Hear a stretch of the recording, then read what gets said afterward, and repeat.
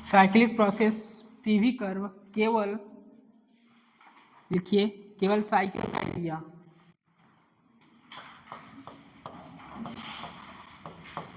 केवल साइकिल का एरिया क्या देगा, वर्क डन। क्लॉकवाइज रहेगा तो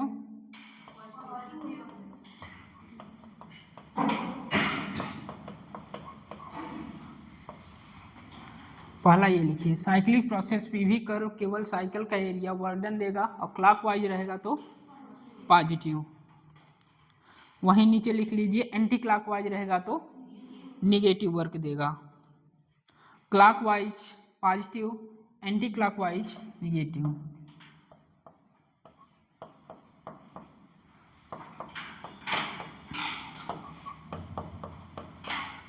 एंटी क्लॉकवाइज निगेटिव। दूसरा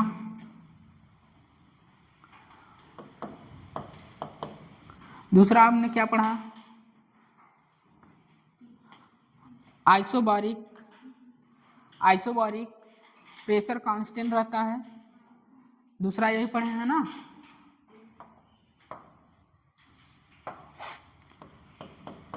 आइसोबैरिक प्रेशर क्या रहता है, कांस्टेंट रहता है।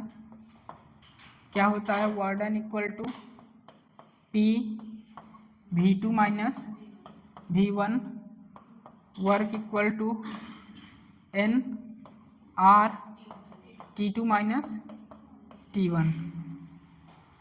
यही पढ़े हैं, बताइए। लास्ट तीसरा आपने क्या पढ़ा, आइसोकोरिक प्रोसेस। आइसोकोरिक में क्या होता है, वॉल्यूम कांस्टेंट रहता है।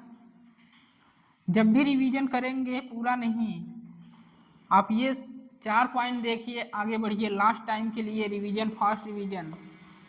तीसरा क्या है, आइसोकोरिक प्रोसेस।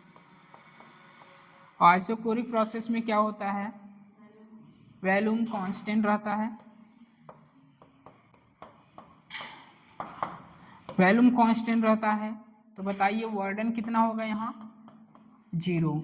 आइसोकोरिक प्रोसेस में वर्क डन कितना होता है, 0। एंड लास्ट आपने क्या पढ़ा, बताइए।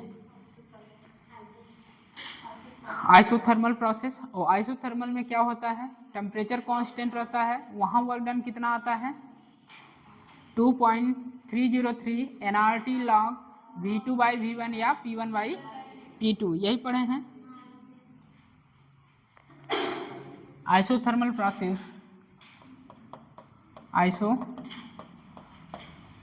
प्रोसेस क्या कांस्टेंट रहता है, टेम्परेचर कांस्टेंट रहता है। क्या बताएं, यहाँ आपने वर्क डन कितना हुआ था, 2.303 nRT log 10 बेस V2/V1 या P1/P2। समझ जाएंगे वो। हाँ, लास्ट एक और आपने पढ़ा, एडियाबेटिक कैसा प्रोसेस होता है, इसमें ना तो हीट का एक्सचेंज नहीं होता है। एडियाबेटिक में हीट का एक्सचेंज नहीं होता है, तो हम कह सकते हैं Q इक्वल टू 0 बोल सकते हैं। बताइए एडियाबेटिक में वर्क डन कितना हुआ, 0 कहाँ हुआ,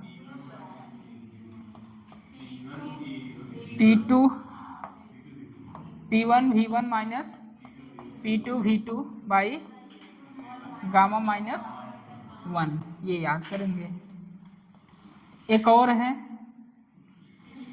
वर्क डन जब टेम्परेचर में दिया हो तो N R T1 minus T2 minus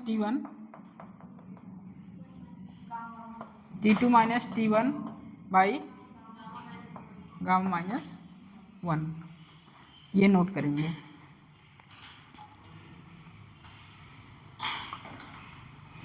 gamma minus 1 है, T1 माइनस T2 होगा।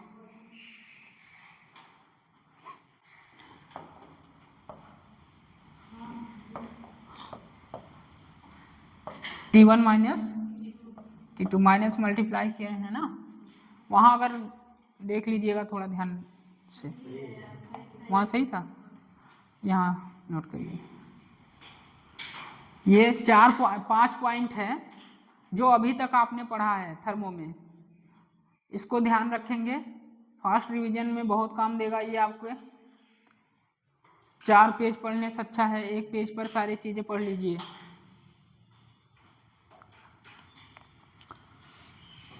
बेसिक चीज़ें क्या है, वॉल्यूम का एक्सपेंशन हो रहा है तो वर्क डन क्या होगा, पॉजिटिव होगा। कंप्रेशन हो रहा है तो वॉल्यूम कम होगा तो वर्क डन क्या होगा, नेगेटिव हो रहा है।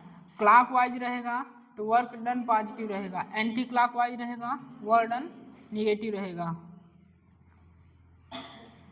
क्या कर रही हो, फोन चला रही हो? हाँ,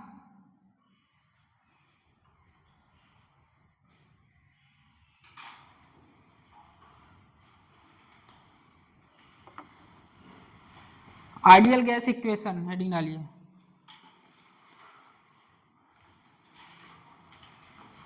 ideal gas equation PV equal to nRT।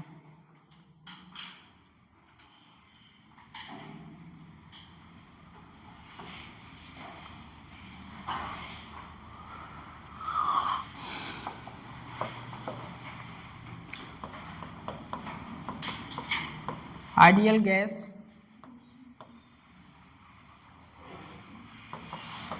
Equation सबको पता होगा, PV इक्वल टू nRT। यहाँ कुछ टर्म्स है आपको बताना है, वो छोटी छोटी टर्म्स हैं, बताया नहीं जाता है, सीधा आगे बढ़ाया जाता है। तो यहाँ मुझे बताना पड़ेगा क्योंकि मैं पूछूं आप लोग को, बहुत लोग हैं इसमें नहीं आएगा। 1 cc का मतलब क्या होता है, जो जानता है नहीं, मतलब जिसको भी पता है बताइए क्या होता है 1 cc, या 1 cc इक्वल टू कितना मीटर क्यूब होता है?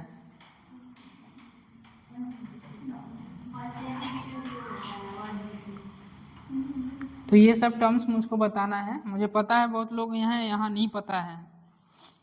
देखिए pressure P, pressure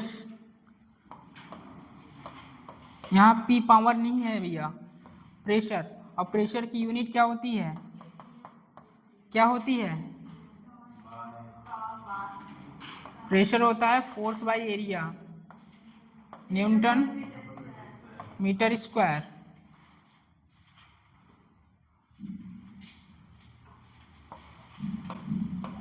ATM 1 ATM कितना होता है, इसे पता है?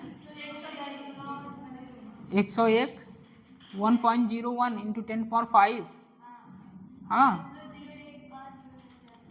1.01 इंटू 10⁵ न्यूटन मीटर। ये टर्म्स हैं, आपको थोड़ा याद रखना है क्वेश्चन करने के लिए। 1 ATM equal to 1.01 into 10⁵ newton per metre square, ठीक है। वॉल्यूम, वॉल्यूम की यूनिट क्या होती है?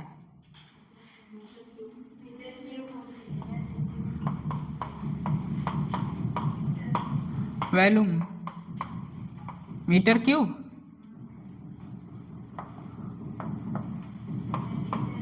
वन लीटर इक्वल टू कितना metre cube? 10⁻³ metre cube. 1 litre is equal to 10⁻³ metre cube. अब बात आई 1 cc।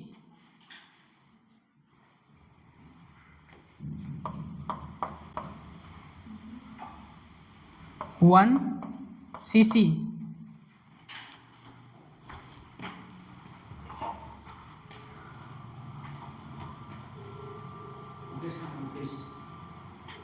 उधर ही होंगे, ऊपर होंगे, देखिए ऊपर।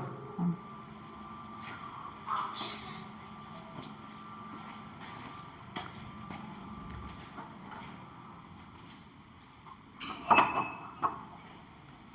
वन cc इक्वल टू कितना बताइए? 10⁻⁻6 मीटर क्यूब। पता है? नहीं पता है? 1 cc equal to 1 centimetre cube. बताइए इसी का क्या करेंगे? स्क्वायर -6 मीटर क्यूब लिख लीजिए। 1 cc equal to 1 centimetre cube equal to 10⁻⁻6 metre cube. ये टर्म्स हैं, आपको थोड़ा ध्यान रखना है। यहाँ पर चेंजेज कभी दिया रहेगा लीटर में तो उसे मीटर में चेंज करना पड़ेगा, कभी सीसी में दिया रहेगा तो आपको मीटर में चेंज करना पड़ेगा। तो ये टर्म से आपको ध्यान रखना है। 1 ATM equal to 1.01 × 10⁻5 Newton per metre square होता है। 1 cc 10⁻⁻6 मीटर क्यूब होता है। ठीक है, ये सब टर्म्स हैं, आपको थोड़ा ध्यान रखना है। अब बात आई टेम्परेचर की। टेम्परेचर की यूनिट क्या होती है?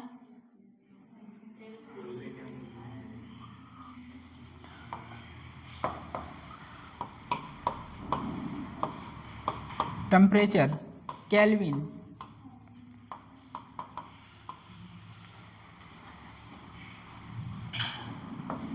यहाँ ये सेल्सियस में रहेगा तो किस में रखना है? 273 डिग्री प्लस 300, ऐसे ही चेंज करते हैं।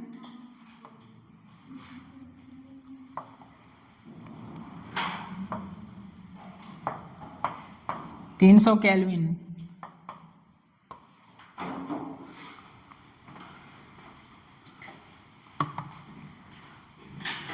ये छोटे छोटे टर्म्स है जो आपको आना चाहिए इस चैप्टर में।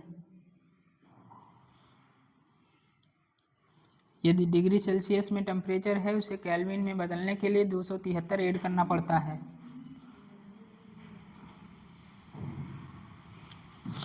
अब बात आई मोल्स की। मोल्स क्या होता है बताइए? Mass by molar mass, mass by molar mass या number of molecule by Avogadro number. सारे चीजें के यूज हैं जो अभी लिखे हैं, छोटी छोटी चीज। n मोल्स और n होता है mass by molar mass equal to n by Na। n क्या है?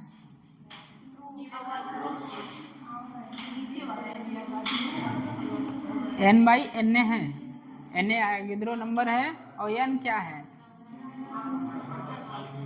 नंबर ऑफ पार्टिकल का, नंबर ऑफ मॉलिक्यूल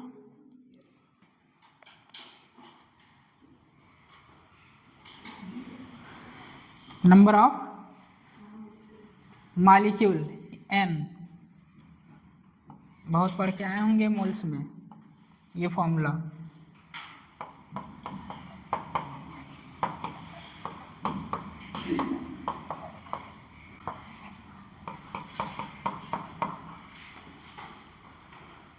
ये टर्म्स हैं जो आपको आनी चाहिए। 1 लीटर को मीटर में चेंज करना, 1 cc को मीटर में चेंज करना और सेल्सियस को केल्विन में चेंज करना, 1 atmosphere equal to 1.01 into 10⁵ newton per metre square. इसकी एक यूनिट और होती है प्रेशर की, होती है पास्कल, होती है, और होती है टार होती है, जो आप सॉल्यूशन में भी उस दिन करेंगे संडे वाले टेस्ट में। ठीक है, अब बात आती है आर की। आर क्या है? गैस रिडबर्ग कांस्टेंट नहीं, फ्लूइड पढ़ाया नहीं गया, रिडबर्ग कांस्टेंट आ गया।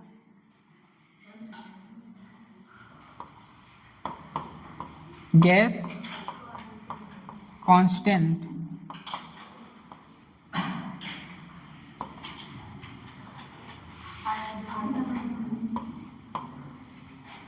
क्या हुआ?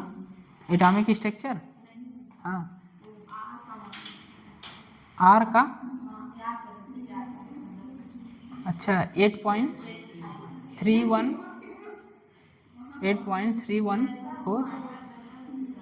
या कैलोरी में 2। ठीक है, चलिए आर गैस कांस्टेंट है, इसकी यूनिट बताइए। यूनिट जूल पर मोल, केल्विन इसकी यूनिट होती है। जूल्स पर मोल, केल्विन इसकी यूनिट होती है। और इसकी आर की वैल्यू जो होती है साइड में 8.3 जूल पर मोल केल्विन होती है। इसकी जो वैल्यू होती है 8.3 जूल पर मोल केल्विन होती है।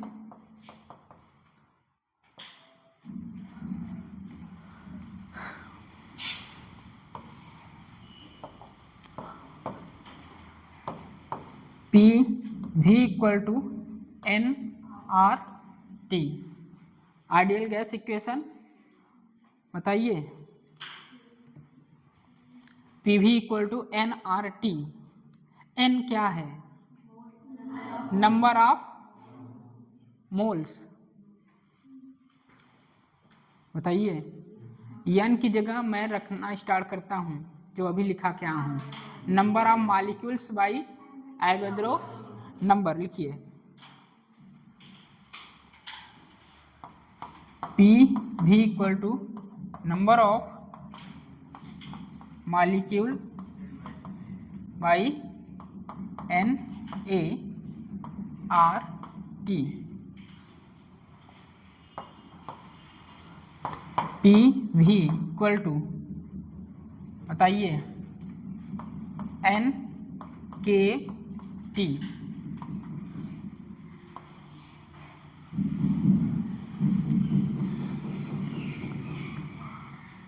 एन के टी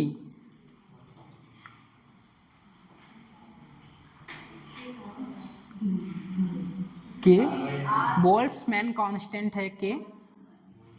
इसकी जो वैल्यू होती है 1.38 इंटू 10⁻⁻23। ये आपको याद नहीं करना है, हर एक एग्जाम में इसकी वैल्यू दी जाती है कैलकुलेशन के लिए। ठीक है, तो P V equal to N R T आप जानते हैं, आइडियल गैस इक्वेशन है। P V equal to number of molecules by N A R T, इसी को बोल दिए P V equal to N K T. ठीक है, मैं ये क्यों बताया, अभी बताने जा रहा हूँ। क्यों बताया हूँ? जब आपसे मोल के फॉर्म में क्वेश्चन रहेगा तो आप बोलेंगे P V equal to N R T small N, जब मोल्स के फॉर्म में रहेगा। जब क्वेश्चन में बोल दिया जाए नंबर ऑफ मॉलिक्यूल्स दिया है, मोल का जिक्र नहीं है, तो आप दूसरा यूज करेंगे P V equal to N K T. ये लगाने का एक पहले जानिए है क्या, उसके बाद लगाएंगे कहाँ। जब मोल्स दिया रहे तो डायरेक्ट बोलेंगे P V equal to N R T. Moles रहेगा तो आर आएगा और मॉलिक्यूल रहेगा तो के आएगा। ठीक है, इसको लिखिए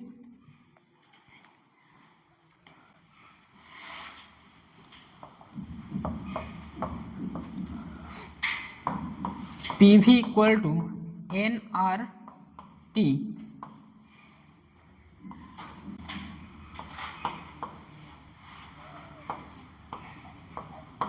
मोल्स के लिए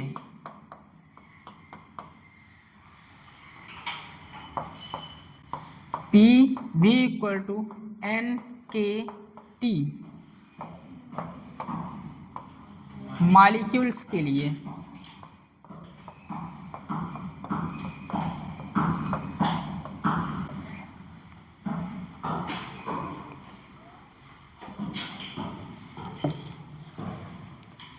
बस इतना याद रखिए, मोल्स रहेगा तो R आएगा और मॉलिक्यूल्स रहेंगे तो K आएगा। R की वैल्यू आपको पता है, K की वैल्यू दिया रहेगा और K को लिख लीजिए Boltzmann constant. R gas constant और K Boltzmann constants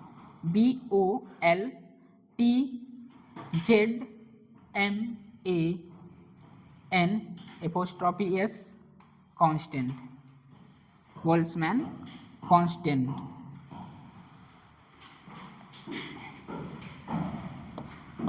K equal to R/N। एक बार मेजर टेस्ट में तो यही पूछा गया था, K equal to R/N। Major test में केवल इतना ही पूछा गया था एक बार, K equal to R/N।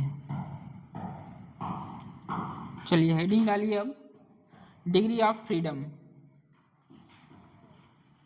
Degree of freedom क्या मतलब इसका? Degree of freedom, degree of freedom का मतलब ये है एनर्जी गेन करने का तरीका। यदि किसी कंटेनर को ले जाया जा रहा है, उसमें जो लिक्विड्स हैं इधर भाग रहे हैं, इधर भाग रहे हैं, इधर भाग रहे हैं, उसमें एनर्जी तो है। तो डिग्री ऑफ फ्रीडम एक आसान तरीके में बोल सकते हैं एनर्जी गेन करने का तरीका। तो डिग्री ऑफ फ्रीडम लिखिए और इसमें पहला लिखिए mono atomic gas. Degree of freedom इसका आसान तरीका है एनर्जी गेन करने का तरीका। इसमें पहला लिखिए ए करके लिखिएगा, A for Apple.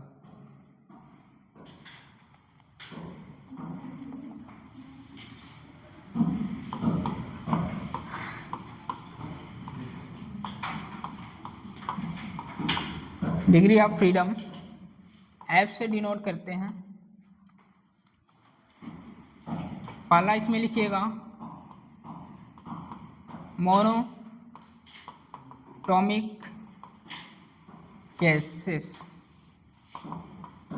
Monoatomic gases जैसे हीलियम, नियॉन, आर्गन, यही होते हैं मोनोटॉमिक गैसेस।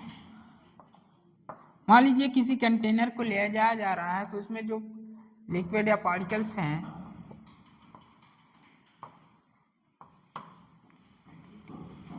ये कौन सी एक्सिस है? X axis. ये कौन सी एक्सिस है? Z axis. ये वाई एक्सिस। तो एनर्जी, यहाँ एनर्जी का डिस्ट्रीब्यूशन होता है। यहाँ एनर्जी बताइए, ये half M V X square, half M V Y square, half M V Z square. Monatomic gases में बस यहाँ आपको याद क्या करना है, मोनोटॉमिक गैसेस के लिए डिग्री ऑफ फ्रीडम कितना होता है? याद है? याद ही करना है, 3 होता है, 3 होता है। डायटॉमिक के लिए 5 होता है और ट्राइटॉमिक के लिए 5 और 6 दोनों होता है, 5 और 6। ठीक है, तो यहाँ पहला लिखेंगे monatomic gases, helium, neon, argon. सबसे बढ़िया तरीका इसका है एनर्जी का गेन करना, वो एक्स एक्सिस, वाई एक्सिस और जेड एक्सिस। ठीक है, अब यहाँ पूछेगा translational degree of freedom, translational degree of freedom.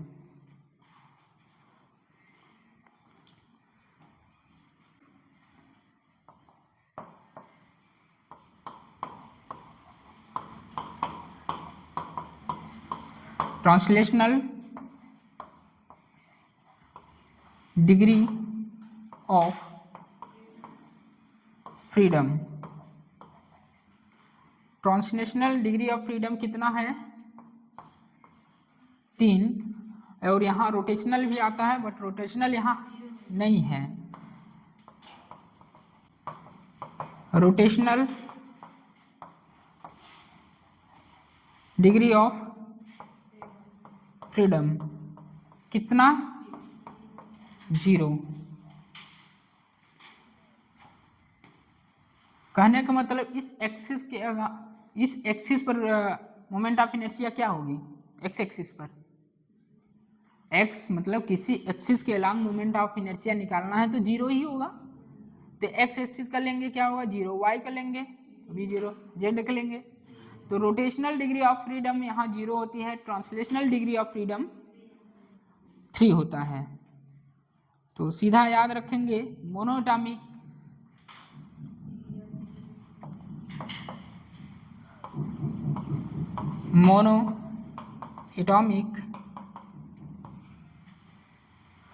Total degree of freedom कितना होगा?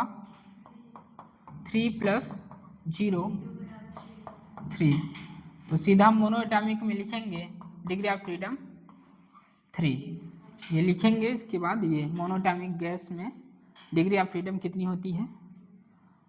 3 होती है। स्पेसिफाई करके पूछा जाए, यदि पूछा जाए रोटेशनल डिग्री ऑफ फ्रीडम कितना होता है तो 0, ट्रांसलेशनल डिग्री ऑफ फ्रीडम होता है कितना? 3। इस तरह आपको स्पेसिफाई करके पूछा जाए तो बताएंगे, अन्यथा टोटल पूछा जाए तो 3 ही होता है।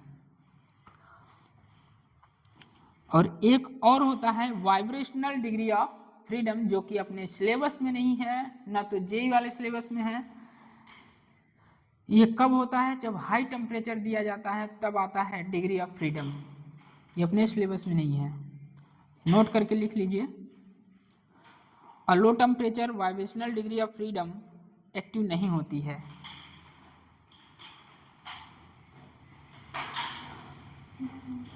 नोट करके लिख लीजिए।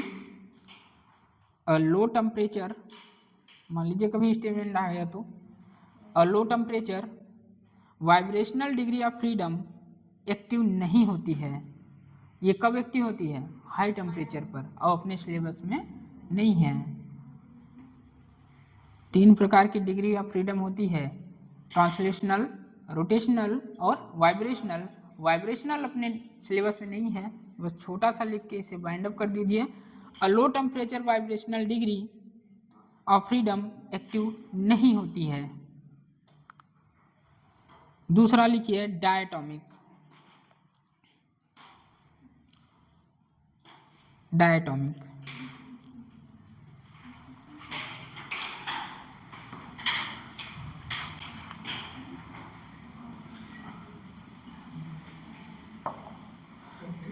ये जो 3, 5, 6 लिखवाएंगे टिप्स पर याद रहना चाहिए एकदम, नहीं तो क्वेश्चन नहीं होगा भैया।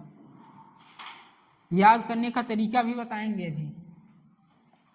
थर्मो पूरा ऐसे ही खत्म करेंगे, चैप्टर खत्म होगा, उसके लास्ट में एक पेज एंड बेड कॉपी में अपना जैसा लिखना हो लिखिए, 4-5 पॉइंट जो भी पढ़े हैं। डायटोमिक, डायटोमिक क्या होता है? ऑक्सीजन, नाइट्रोजन, ये डायटोमिक गैसेस हैं, बताइए।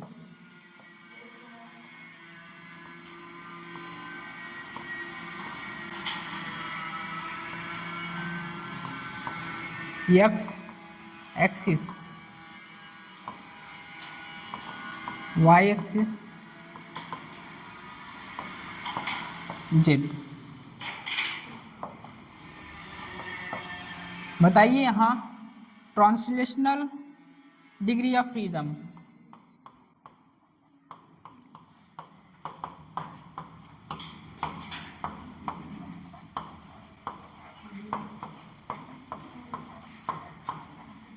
ट्रांसलेशनल डिग्री ऑफ फ्रीडम कितना होता है यहाँ पर 3, rotational degree of freedom, rotational degree of freedom कितना 2। कहने का मतलब ये रॉड जो है यदि इसी के एक्सिस के अलोंग मैं रोटेशन करूं तो इन दोनों के कारण रोटेशन तो आएगा, बट इसके कारण क्या होगा 0 होगा। तो यहाँ 3 ना आके रोटेशनल डिग्री ऑफ फ्रीडम 2 आता है, ठीक है 2। या किसी के अलोंग कर लीजिए, इसके अलोंग लेंगे तो ऐसे होगा तो 0 होगा। तो रोटेशनल यहाँ कितना आता है 2 और ट्रांसलेशनल कितनी रहती है 3। टोटल बताइए डायटोमिक में,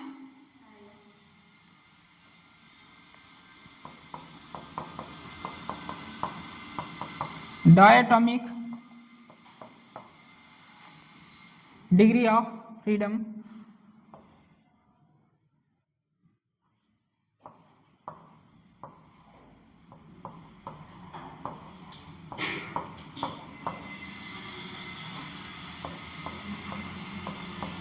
कितना होता है 3 + 2, तो F कितना है 5। तो सीधा याद करेंगे डायटोमिक में डिग्री ऑफ फ्रीडम कितनी होती है 5। अब लिखिए ट्राइटोमिक, ये B था, ये B था, अब C लिखेंगे, C triatomic, triatomic degree of freedom. Triatomic के लिए बताइए अमोनिया और ऑक्सीजन, ट्राइटोमिक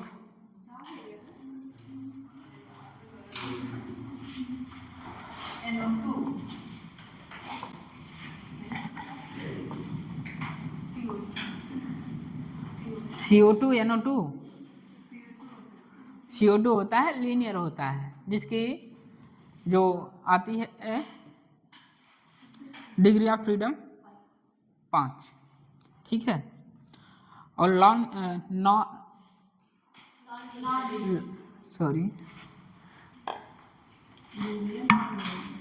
लीनियर,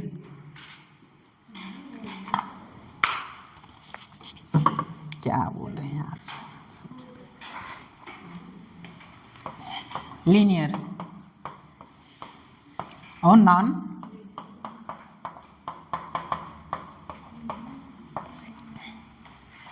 लीनियर के लिए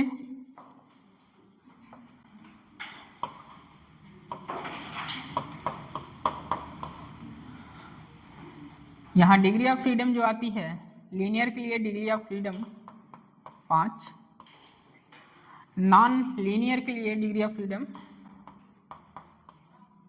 6।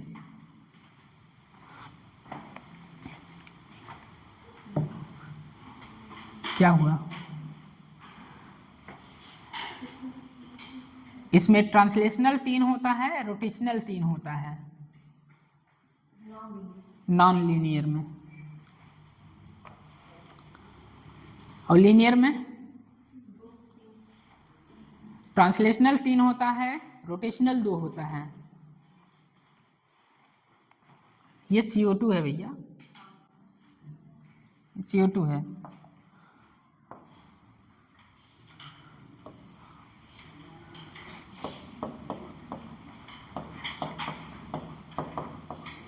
ट्रांसलेशनल कितनी है 3,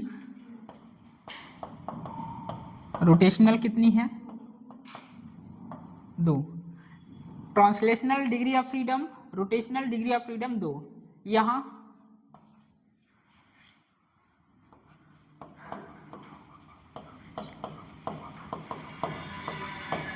ट्रांसलेशनल डिग्री ऑफ फ्रीडम कितना 3, रोटेशनल डिग्री ऑफ फ्रीडम 3।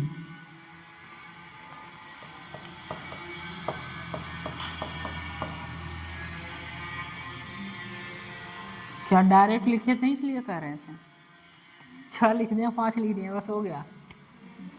हाँ ऐसे ही ट्राई एटॉमिक में लीनियर जो होता है 5 डिग्री ऑफ फ्रीडम होता है, जिसमें से 3 ट्रांसलेशनल होता है, 2 रोटेशनल होता है। और नॉन लीनियर में ट्रांसलेशनल कितना होता है 3 और रोटेशनल कितना होता है 3। आखिरकार आपको याद ही रखना है यहाँ पर डिग्री ऑफ फ्रीडम किसके लिए कितना होता है, आपके लिस्ट पर होना चाहिए। फॉर्मूले यहाँ तो बनाए नहीं जाते, जो है वही याद करना है, ठीक है। ये तीनों के लिए आप एक जगह लिखिए, एग्जाम में कैसे याद करेंगे।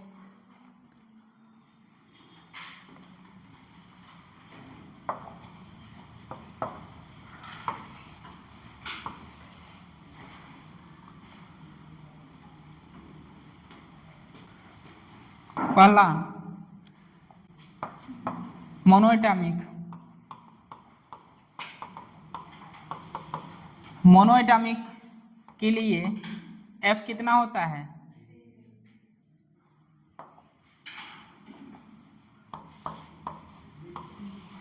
3 होता है। यहाँ ट्रांसलेशनल होता है, रोटेशनल नहीं होता है।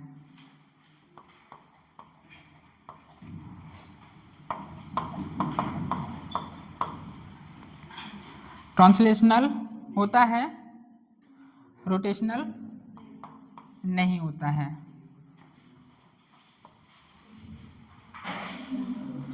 दूसरा डायटॉमिक, डायटॉमिक F में 2, 3 और 2,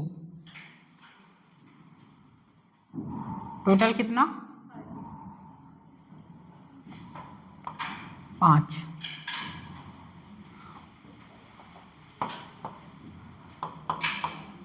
पाँच 3 और 2,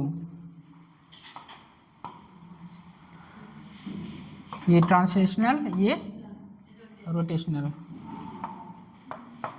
और ये तीसरा ट्राई एटॉमिक, ट्राई एटॉमिक के लिए क्या होता है 6, 3 3, ट्रांसलेशनल रोटेशनल, बस इतना याद रहना चाहिए। और एक स्पेशल केस है क्या लीनियर, उसके लिए 5। ये है जो आपके शॉर्ट नोट में जाना चाहिए। डिग्री ऑफ फ्रीडम मोनोएटॉमिक के लिए 3 होता है, डायटॉमिक के लिए 5 होता है, जिसमें से 3 ट्रांसलेशनल होते हैं, 2 रोटेशनल होते हैं। ट्राइटॉमिक के लिए 6 होता है, जिसमें 3 ट्रांसलेशनल होते हैं और 3 रोटेशनल होते हैं। ये आप अपने कॉपी में शॉर्ट नोट में ज़रूर लिखिए। एग्ज़ाम जब 1 महीने बचे या 15 दिन बचे, बस यही चीज़ें आएँ, कॉपियाँ भरने से कोई मतलब नहीं है।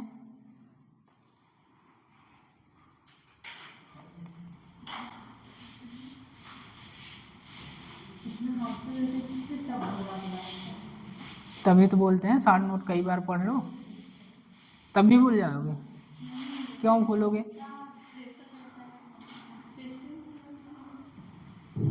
इसे अलग से लिखो ना। डर लगता है, डर किसको नहीं लगता है। लिखिए law of equipartition of energy,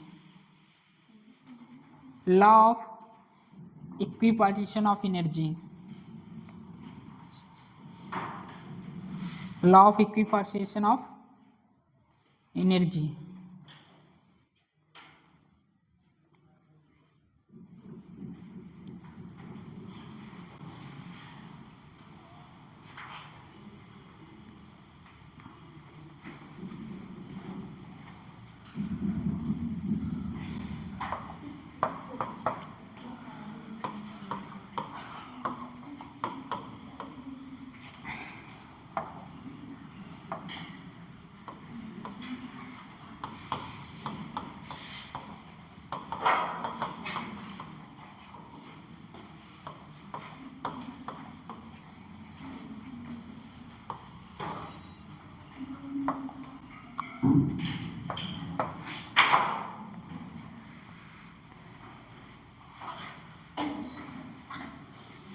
law of equipartition of energy, यहाँ मैक्सवेल ने बताया जो एनर्जी एसोसिएट होती है, तो energy associated by energy associated by degree of freedom molecule, energy associated by degree of freedom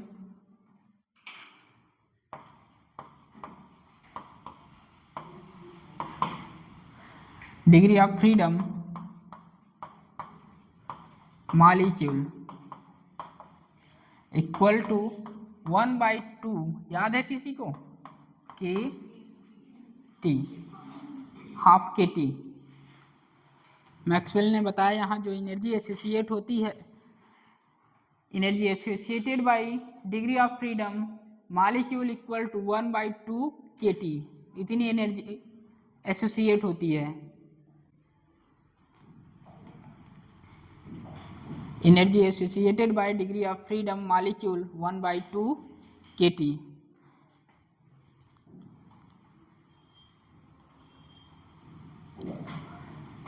energy associated by molecule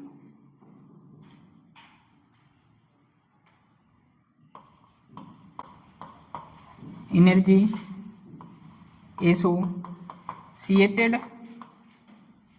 by molecule कितना होगा, F/2kT। कहाँ गया ये, डिग्री ऑफ फ्रीडम 1/2 F/2kT। पल्ले तो नहीं पढ़ रहा है, जो चीजें लिखा रहे हैं सब आपको याद करना है, ये भी बता दें। Energy associated degree of freedom कितना होता है, 1/2 kT होता है। एनर्जी एसोसिएटेड बाय मॉलिक्यूल कितना होता है, F/2 kT होता है। ये किसने दिया था, मैक्सवेल ने बताया था यहाँ एनर्जी कैसे एसोसिएट हो रही है मॉलिक्यूल्स के बीच में। तो एनर्जी एसोसिएट इस प्रकार हो रही है 1/2 kT या F/2 kT। अब इसी को चेंज करने चल रहे हैं।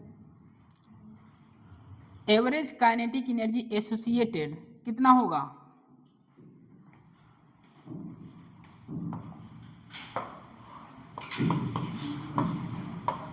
एवरेज एसोसिएटेड एनर्जी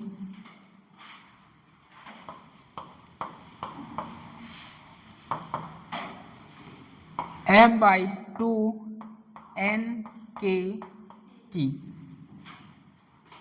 सब टर्म्स अलग अलग हैं। Energy associated by degree of freedom molecule equal to 1/2 kT। Energy associated by molecules F/2 kT। Average associated energy, average kinetic energy associated, average kinetic energy associated F/2 NkT। Average kinetic energy associated,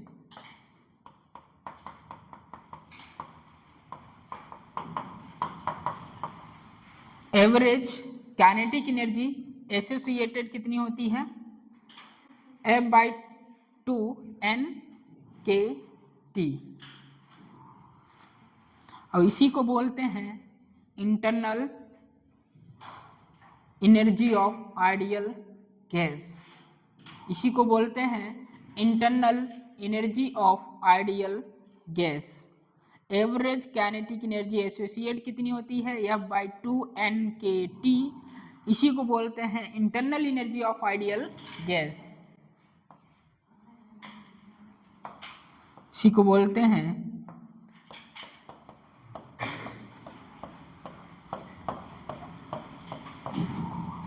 internal energy of ideal gas, ideal gas.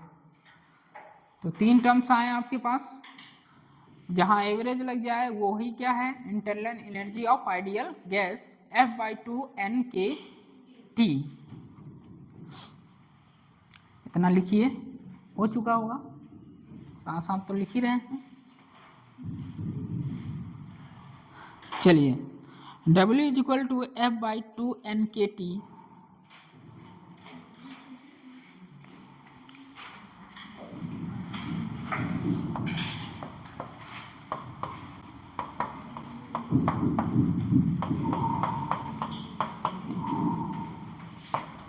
F/2 nRT।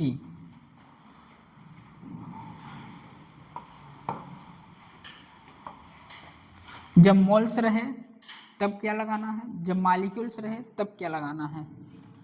Number of moles रहे तब आप FnRT/2 लगाना है, जब molecules रहे तो F/2 NkT लगाना है।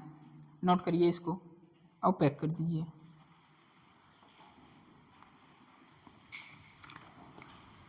कुछ तो सोच रहे हैं चल क्या रहा है, चलेगा अभी कुछ टाइम बाद देखो।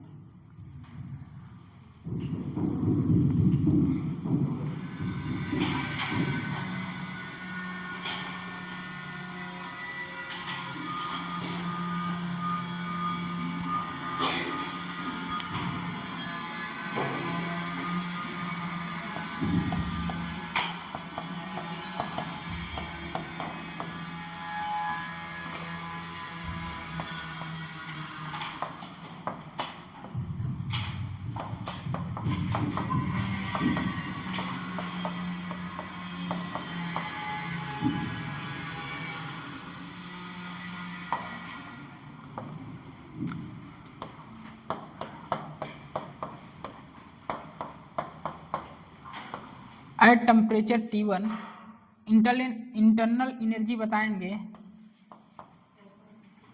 बताइए। F/2 nRT1 at temperature T2, at temperature T2 तो इंटरनल एनर्जी 2 F/2 nRT2। क्या समझ रहे हैं इससे आप? At temperature T1 and at temperature T2 से क्या समझ रहे हैं? जैसे जैसे देखिए टेम्परेचर चेंज हो रहा है वैसे वैसे इंटरनल एनर्जी भी चेंज हो रही है। इसका मतलब जो इंटरनल एनर्जी होती है किस पे डिपेंड होती है, ओनली ऑन किस पे, टेम्परेचर पर। तो लिखिए, इसको लिखिए, internal energy U1 = F/2 nRT1, U2 = F/2 nRT2। U से किसे को डिनोट करते हैं, इंटरनल एनर्जी को, लिख लीजिएगा U = internal energy.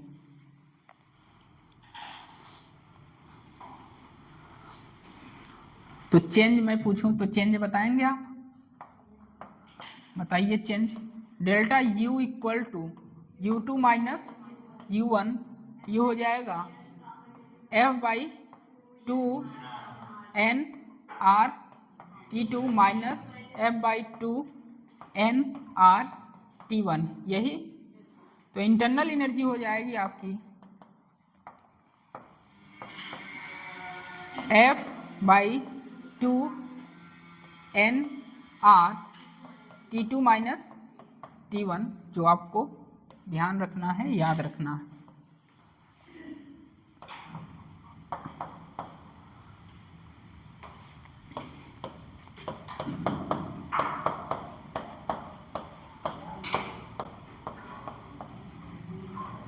Internal energy है आपकी delta U = F/2 nRT T2 minus T1।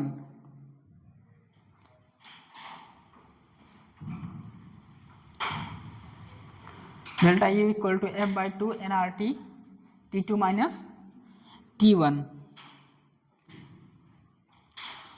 तो at temperature T1 at temperature T2 पर आप देख रहे हैं जैसे जैसे टेम्परेचर चेंज हो रहा है उसी तरह इंटरनल एनर्जी भी चेंज हो रही है। तो आप बोल सकते हैं only internal energy only on किस पे डिपेंड करता है, टेम्परेचर पर। तो ये आपके पास इंटरनल एनर्जी आ चुकी है। दो रास्ते बनाते हैं, ये 1 और 2, ये यूं गया, ऐसे भी गया है, ठीक है। 1 2 3 रास्ता है जहाँ का टेम्परेचर T1 है, ये टेम्परेचर क्या है, T2 है। ये P V ग्राफ है। इंटरनल एनर्जी बताइए, इंटरनल एनर्जी 1 2 3 किसका ज़्यादा होगा, बताइए क्या होगा इंटरनल एनर्जी।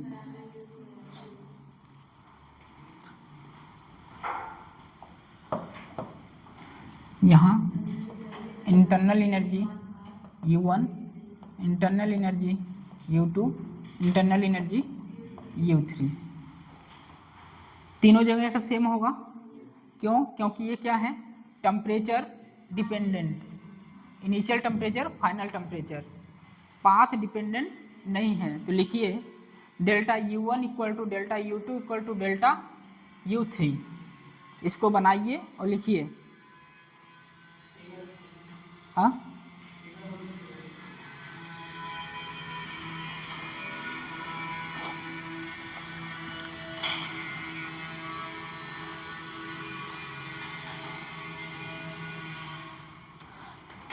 लिखिए पाथ पर डिपेंड नहीं करती है।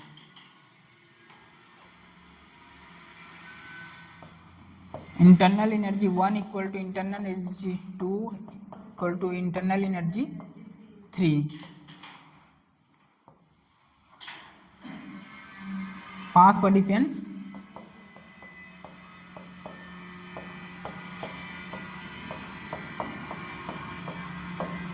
नहीं करती।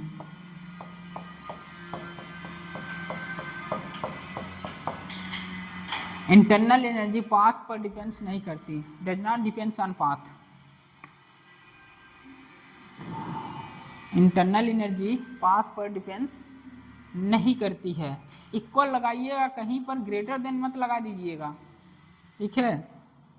क्योंकि अभी आपको एक एग्जांपल लेके दिखाए हैं, क्या एट टेम्परेचर T1 पर देख रहे हैं इंटरनल एनर्जी कुछ और है, एट टेम्परेचर T2 पर इंटरनल एनर्जी क्या है, कुछ और है। इन दोनों का डिफरेंस लिए तो इंटरनल एनर्जी जो आई 1 F/2 nRT T2 minus T1, ये इंटरनल एनर्जी का फॉर्मूला आया। इसके बाद आपको एक क्वेश्चन या फॉर्म दिया गया और बताया गया T1 टेम्परेचर है, T2 टेम्परेचर है, बताइए यहाँ से 3 पाथ हैं, तीनों से जाने पर इंटरनल एनर्जी क्या होगी। तो आपने बताया इंटरनल एनर्जी सबकी सेम होगी। क्यों? क्योंकि ये पाथ पर डिपेंड्स नहीं करता है। आप पहले ही देख के आ चुके हैं ये ओनली किस पे डिपेंड्स करता है, टेम्परेचर पर, फाइनल और इनिशियल। तो लिख लीजिए internal energy of ideal gas, internal energy of ideal gas depends only on temperature. Internal energy of ideal gas depends only on temperature. It is function of temperature. It is function of temperature. It is function of temperature.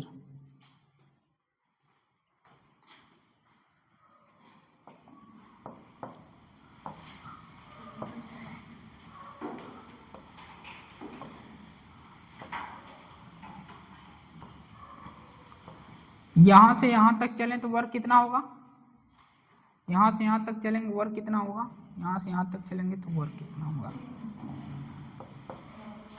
Work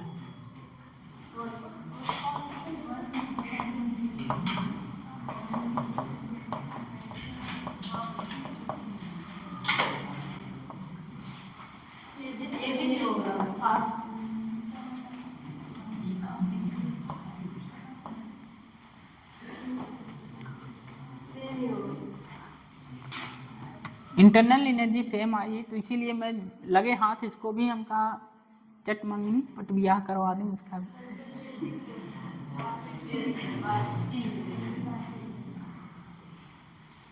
बताइए same ही होगा? हाँ पीटोगे, same कैसे होगा? Area देखो, area ये तो पढ़ के आए हो, जिसका एरिया ज्यादा उसका वर्क ज्यादा। पीवी कर्व का एरिया क्या देगा? वर्क डन देगा। तो जिसका एरिया ज्यादा उसका वर्क ज्यादा। बताइए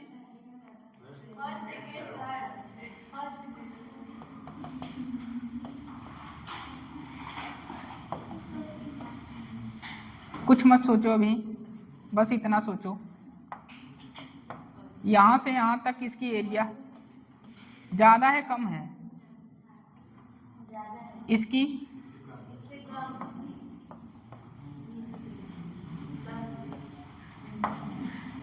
और ये तो एरिया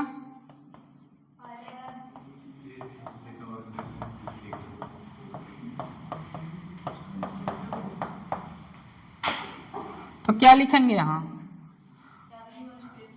वर्क जो होता है पाथ डिपेंडेंट होता है, पाथ पर डिपेंड कर रहा है। ये पाथ 1 है, ये पाथ 2 है, ये पाथ 3 है। तो वर्क किस पे डिपेंड कर रहा है? पाथ पर। इंटरनल एनर्जी इनिशियल और फाइनल टेम्परेचर पर डिपेंड करती है। तो initial energy does not, internal energy does not depends on temperature, path dependent on temperature, path. ये वर्क पाथ पर डिपेंड करता है, ठीक है। इसको लिखिए,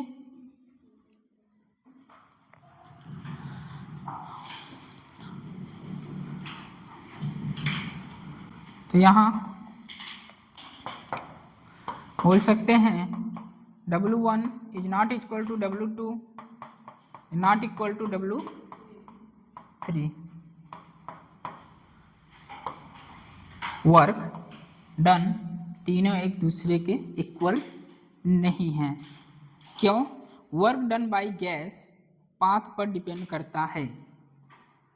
work done by gas, work done by gas path पर डिपेंड्स, पाथ पर डिपेंड्स करता है। Work done by gas path पर डिपेंड्स करता है। तो W1 ज़्यादा होगा, W2 W3। वर्क पाथ पर डिपेंड करता है, इंटरनल एनर्जी पाथ पर डिपेंड्स नहीं करती है, वो टेम्परेचर पर डिपेंड करती है, इनिशियल और फाइनल। और जो वर्क आपका है पाथ डिपेंडेंट होता है। अभी अब आगे आएगा जब थर्मोडायनेमिक फर्स्ट लॉ पढ़ेंगे, वर्क और हीट दोनों पाथ डिपेंडेंट होते हैं, जबकि इंटरनल एनर्जी टेम्परेचर डिपेंडेंट होता है, does not depends on path. तो ये लिख लीजिए, इसको बना लीजिए। इंटरनल एनर्जी के जस्ट बगल में इसलिए कराएं जैसे कि कभी आप देखते मान यहाँ भी सब इक्वल ना करा दें, जग सुना सुना सब equal equal.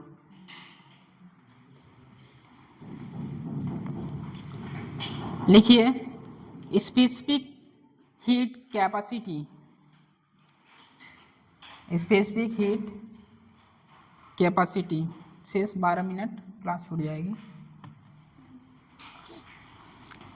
Specific heat capacity,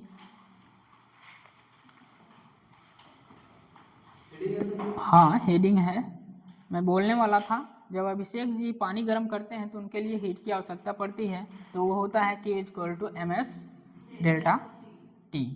तो लिखिए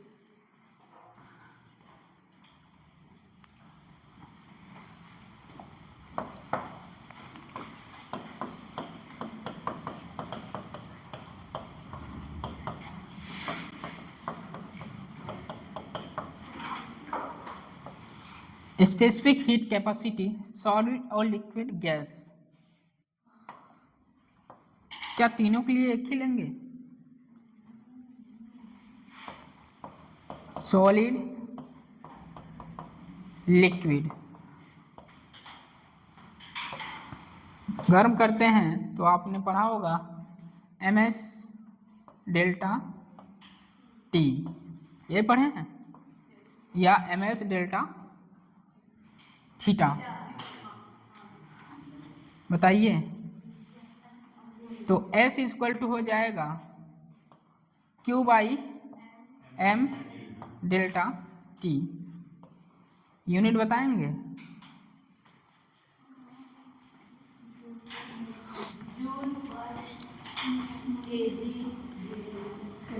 जूल पर केजी केल्विन। हाँ भाई, जूल पर केजी केल्विन लिखिए इसको। सॉलिड और लिक्विड के लिए, गैस के लिए m नहीं आएगा, मोल आएगा, मोल्स आएगा, और वहाँ s नहीं आएगा, कैपिटल C आएगी। ये नहीं कि चल रहा है तो सब जगह ms delta D, ms delta D, ms delta T।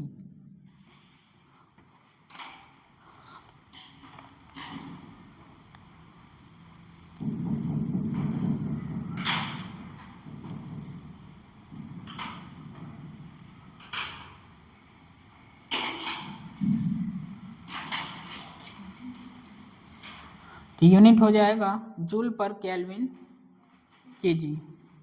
Gas के लिए बताइए?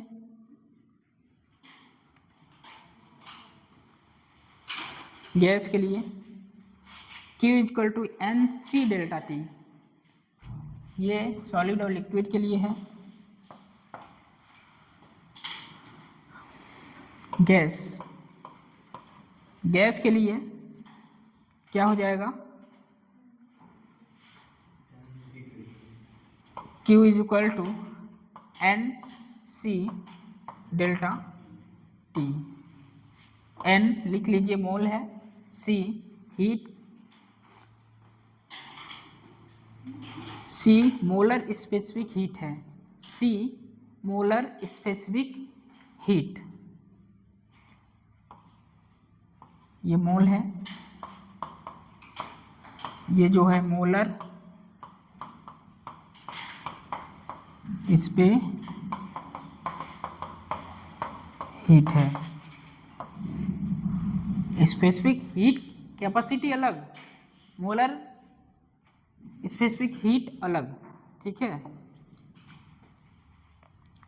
ये डिफरेंस आपको बताया जाएगा जब पढ़ाएंगे कैलोरीमेट्री। अभी जैसा चल रहा है चलने दीजिए, वहाँ इसका डिफिनेशन भी बताएंगे, हीट कैपेसिटी का डिफिनेशन भी बताएंगे।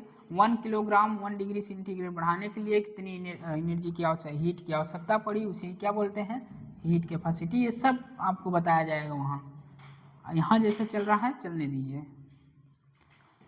तो यहाँ यूनिट बताएंगे,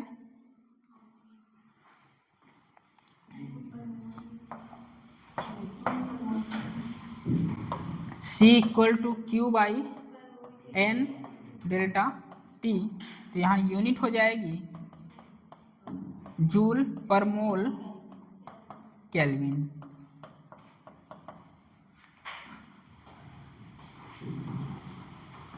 जूल पर मोल केल्विन यूनिट होगी।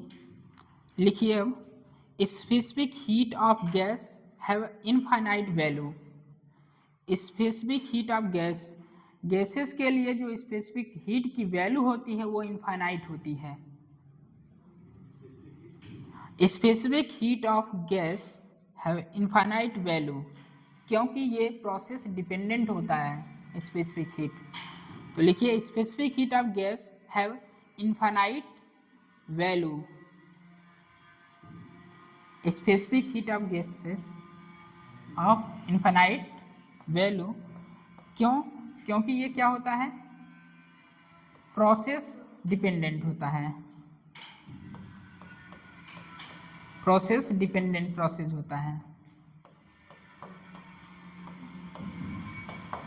जहाँ लिखे हैं उसी के नीचे ऐसे लिख के लाइन करिए, बताते हैं। आइसोथर्मल के लिए कुछ और आती है, एडियाबेटिक के लिए कुछ और आता है, यहाँ बैठे होंगे, याद भी होगा, आइसोथर्मल के लिए हीट कैपेसिटी जो होती है इनफाइनाइट होती है, एडियाबेटिक के लिए जो होती है क्या होती है, 0 होती है। ठीक है, तो ये चीज़ें आपको याद भी होंगे। तो स्पेसिफिक हीट ऑफ गैस है इनफाइनाइट वैल्यू, क्यों, क्योंकि ये प्रोसेस डिपेंडेंट होता है। तो पहला लिखिए आइसोथर्मल, पहला लिखिए आइसोथर्मल,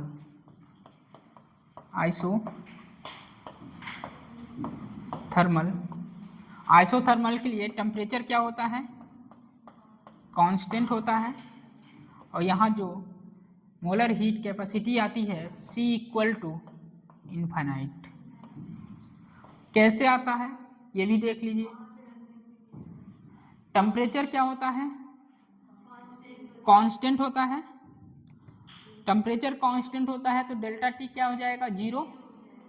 टेम्परेचर कांस्टेंट तो डेल्टा टी क्या हो जाएगा, 0। तो Q equal to N C delta T रखिए। आपको पता है Q equal to N C delta T, temperature constant है तो डेल्टा क्या हो जाएगा, डेल्टा टी।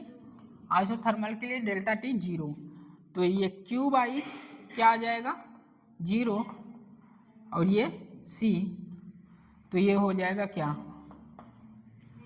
इनफाइनाइट। 0 से भाग देंगे किसी वैल्यू में तो इनफाइनाइट ही आएगा।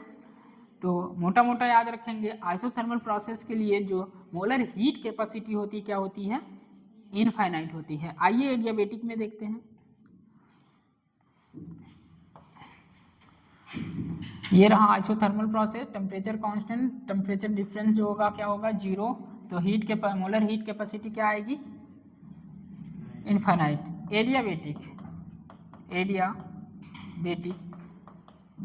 एडियाबेटिक में हीट का आदान प्रदान नहीं होता है, हीट का आदान प्रदान नहीं होता है, तो Q इक्वल टू क्या हो जाएगा, 0।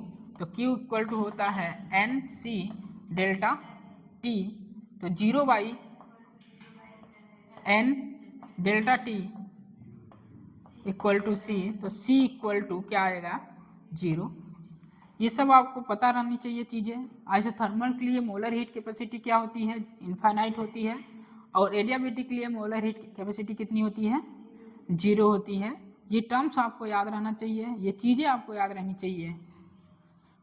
मोलर हीट कैपेसिटी दो होते हैं, एक होता है Cp, molar specific heat at constant pressure, और Cv होता है molar specific heat at constant volume. तो लिख लीजिए,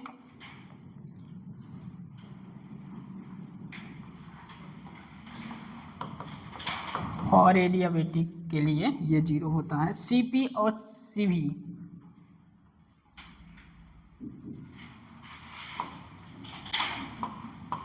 Cp और Cv, पहले Cp लिखेंगे, molar specific heat at constant pressure. Cp लिख रहे हैं, Cp का आगे molar specific heat at constant pressure. Cv लिखिए, molar specific heat at constant volume. Cp molar specific heat at constant pressure, Cv molar specific heat at constant volume. Heading डालिए, first law of thermodynamics. बहुत पढ़ के आए हैं chemistry में, first law of thermodynamics.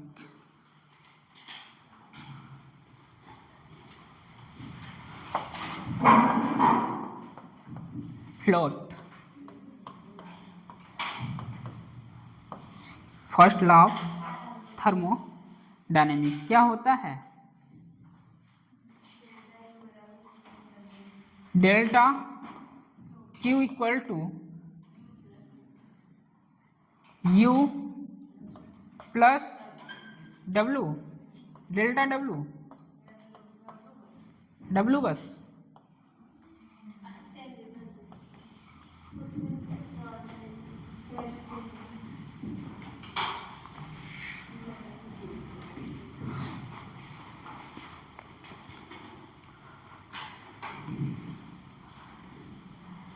D Q delta.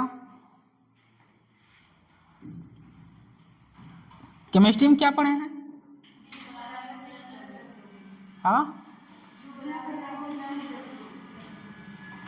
Internal energy equal to ना, यहाँ पढ़ेंगे D Q equal to delta internal energy D W. आप सोच रहे होंगे सब में डी क्यों नहीं लगा है, इसका भी कारण है। सब में डी क्यों नहीं लग रहा है? जो हाल वर्क का वही हाल हीट का, इंटरनल एनर्जी का हाल अलग है। ठीक है, तो ये है first law of thermodynamic, D Q equal to delta U plus D W. जैसे लिखा है वैसे लिखेंगे, एक एक चीज़ बताएंगे। ठीक है, क्यों डी क्यू लिखे हैं, क्यों डेल्टा लिखे हैं, इसका भी कारण है। लिखिए first law of thermodynamic, it is based on law of conservation of energy. It is based on law of conservation of energy. It is based on law of conservation of energy. नीचे लिखिए sign convention, सबसे बड़ा effect यही है यहाँ, sign convention. ये energy पर based होता है फर्स्ट लॉ ऑफ थर्मोडायनेमिक, और यहाँ आपको साइन, कोई रॉकेट साइन नहीं है, ये बस साइन कन्वेंशन है, जो कि आपको एक दो बार पढ़ेंगे याद हो जाएगा, एक दो बार पढ़ेंगे याद हो जाएगा। तो लिखिए पहले work done, sign convention, work done. यहाँ लिखिए, यहाँ भी लिखेंगे, ऐसे लिख के लिखिए वर्क डन बाय गैस। पहला work done by gas, work done by gas, work done by gas. यहाँ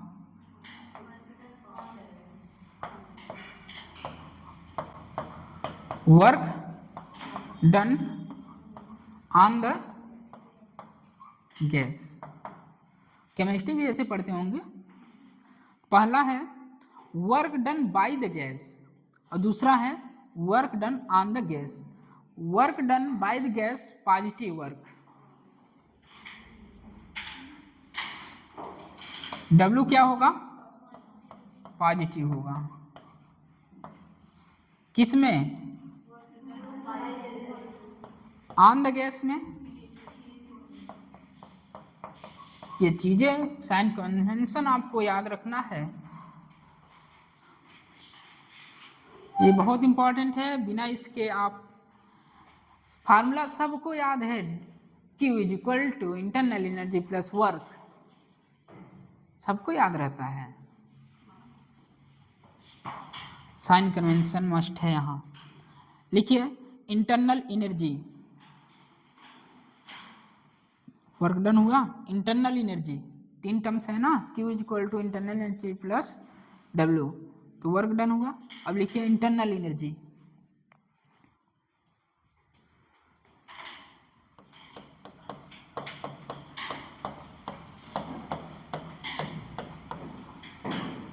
इंटरनल एनर्जी, टेम्परेचर बढ़ाएंगे इंटरनल एनर्जी बढ़ेगी, टेम्परेचर घटाएंगे इंटरनल एनर्जी घटेगी।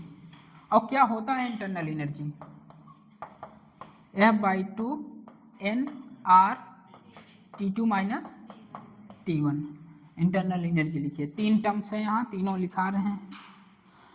Temperature rises, internal energy positive, तो internal energy delta U F/2 nRT 2 minus 1।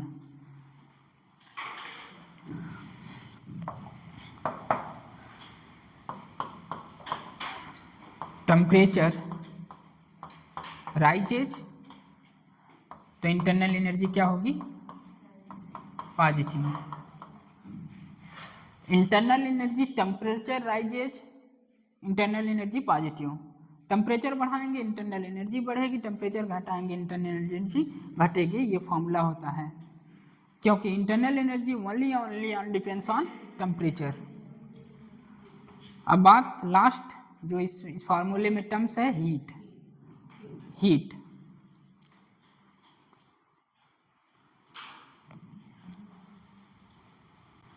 Heat लिखिए heat के बारे में।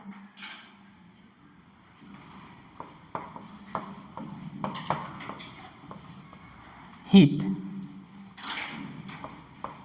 क्यू वाला है, लिखिए heat is supplied, heat is supplied, heat is supplied. क्या होगा? Q positive. Heat is supplied, Q positive होगा। दूसरा इसी में heat is rejected, heat is rejected, क्या होगा?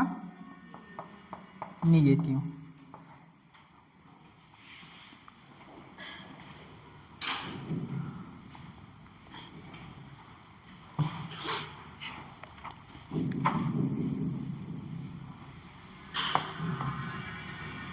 तो यहाँ तक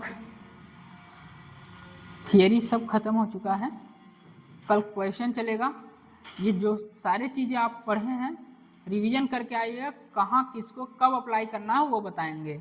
साइन जरूरी है यहाँ याद करना, साइन को ध्यान रखेंगे। फॉर्मूला तो सबको याद रहेगा, छोटे से बच्चे के देंगे तो भी कहेगा इसके इक्वल टू इतना होगा, क्योंकि दो तो जोड़ना ही है। Q equal to internal energy plus work done, सबको याद होगा। बट प्रॉब्लम कहाँ होती है? साइन कन्वेंशन में। तो साइन कन्वेंशन सारी चीज़ें जो आइसोथर्मल, आइसोबारिक, आइसोकोरिक, ये सब आपको पढ़ाए हैं आज ही।